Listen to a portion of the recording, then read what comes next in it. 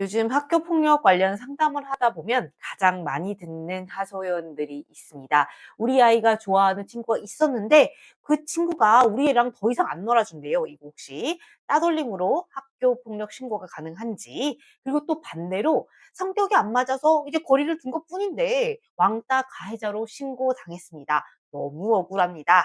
이렇게 상담들이 많이 들어오곤 합니다. 학령기 인구가 줄면서 애들 사이의 이제 관계가 더 밀접하다 보니 단순 교우 관계 갈등이 결국은 학교 폭력 신고로 이어지는 경우가 정말 많습니다. 결론부터 말씀드리면 단순히 같이 놀지 않는 것은 학교 폭력이 당연히 아닙니다. 그렇지만 단순하게 같이 놀지 않는 것조차도 법이 정한 선을 넘었다면 처벌 대상이 될 수 있습니다. 오늘 학부모들이 가장 헷갈려 하시는 따돌림, 왕따의 정확한 법적인 기준, 신고를 당했거나 혹은 당했을 때 내 아이를 지킬 수 있는 결정적인 증거가 무엇인지 확실하게 정리해 드리겠습니다. 법적으로 따돌림이 성립하려면 몇 가지 법적인 요건이 필요합니다. 어떤 거냐면 감정적으로 내가 기분 나빴다, 너무 섭섭했다, 이런 거라고 해서 무조건 학폭이 되는 것은 아닙니다. 학교폭력 예방법에서는 따돌림에 대해서 2명 이상 학생들이 특정 학생을 대상으로 지속적, 반복적, 신체적, 심리적 공격을 가하여서 고통을 주는 것을 말합니다. 여기서 핵심 키워드는 3가지입니다. 첫 번째는 2명 이상인 겁니다. 혼자가 아니고 집단성이 필요합니다. 물론 1명이 주도하였더라도 다른 아이들이 거기에 동조하였다고 본다면 집단으로 봅니다. 두 번째는 지속성과 반복성입니다. 우발적으로 한 번 다툰 것 따돌림으로 보기 어렵습니다. 세 번째는 고의성입니다. 상대방을 괴롭히려는 목적이 있었느냐는 거죠. 이것이 매우 중요합니다. 최근에는 사이버 폭력도 포함되죠. 단톡방에서 배제하거나 저격하는 행위 모두 포함됩니다. 자, 그러면 구체적인 예시로 들어가 볼까요? 어떤 게 학폭이고 어떤 게 아닐까요? 먼저 학폭으로 인정되는 경우입니다. 단톡방에서 특정 학생을 향해서 죽었으면 좋겠다, 더럽다 라고 욕설을 하거나 비하하는 행위, 발표 시간에 다 같이 비웃거나 피해 학생이 지나갈 때 일부러 물건을 던지는 행위, 가장 악질적인 거는 관계적인 공격입니다. 다른 친구에게 쟤랑 놀지 마 라고 시키거나 단체 채팅방에서 피해 학생만 내보내는 일명 반폭 행위입니다. 이것들은 명백하게 학교 폭력입니다. 반면에 학교 폭력이 인정되지 않는 경우도 있습니다. 점심시간에 단순히 실패라고 외쳤는데 그게 꼭 피해 학생을 향한 게 아닌 경우, 혹은 피해 학생이 없는 자리에서 나 걔랑 별로 안 친해지고 싶어 라고 개인적인 호불호를 말하는 경우 정도는 따돌림이라고 보기 어렵습니다. 법원은 분명히 누구와 어울릴지 선택할 자유와 일방적인 괴롭힘을 엄격하게 구분합니다. 단순히하게 내 아이와 놀아주지 않는다, 내가 놀고 싶은 친구와 놀 수 없다 라고 해서 신고를 한다면 오히려 무고나 맞신고를 당할 수 있으니 주의하셔야 합니다. 그렇다면 실제 학폭이나 소송에서는 무엇으로 바로 싸우게 될까요? 바로 학교 폭력과 관련한 증거들입니다.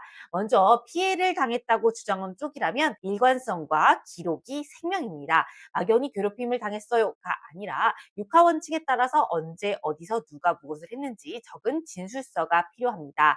그리고 이 진술서는 당사자가 작성할 수도 있고 피해 학생 주변의 아이들이 작성할 줄 수도 있습니다. 그리고 피해 학생의 병원 진단서, 위클래스 상담 일지처럼 객관적인 고통의 기록이 있어야 합니다. 학교 가기 싫어서 배가 아프다 라는 아이의 말을 그냥 넘기시지 마시고 병원 기록을 남겨놓고 왜 그랬는지 꼼꼼하게 살피시는 그런 꼼꼼함이 모두 필요합니다. 반대로 억울하게 가해자로 몰릴 쪽이라면 어떻게 해야 될까요? 이때 가장 중요한 것은 관련된 전체 대화의 맥락, 전체 관계의 풀 버전입니다. 상대방은 악의적으로 편집된 캡처된 일정 부분의 대화만으로 욕을 했다, 혹은 따돌림을 당했다라고 주장할 수 있습니다. 그렇지만 전체 대화를 모두 복원해 보면 서로 욕설을 주고받으면서 장난을 치던, 티키타카가 있었던 이런 상황일 수도 있고, 피해 주장쟁이 같이 웃고 떠든 정황이 나오는 경우도 굉장히 많습니다.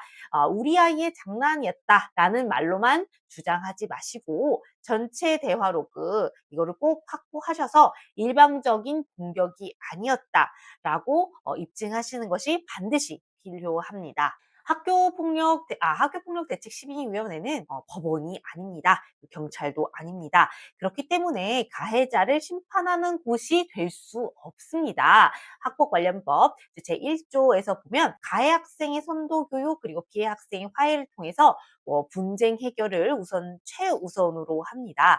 즉 부모님들이 내 아이를 때리고 괴롭히고 왕따시킨 저 아이를 이제 강력하게 처벌해 주세요라고 외치지만 학교와 교육청의 시스템은 어떻게든 둘을 화해시키고 교육적으로 품고 가자라는 방향으로 설계되어 있는 것입니다. 그래서 이런 학폭 결과가 나오면 피해 학생, 가해 학생 모든 부모님들이 모두 화가 나시고 분노를 하십니다. 아니 우리 애가 이렇게 정신과 치료까지 받았는데 고작 서면 사과, 고작 봉사활동이라고요? 네 맞습니다. 이게 학폭위의 한계이자 현실입니다. 여러분들이 원하는 권선징악은 또 안에는 없습니다.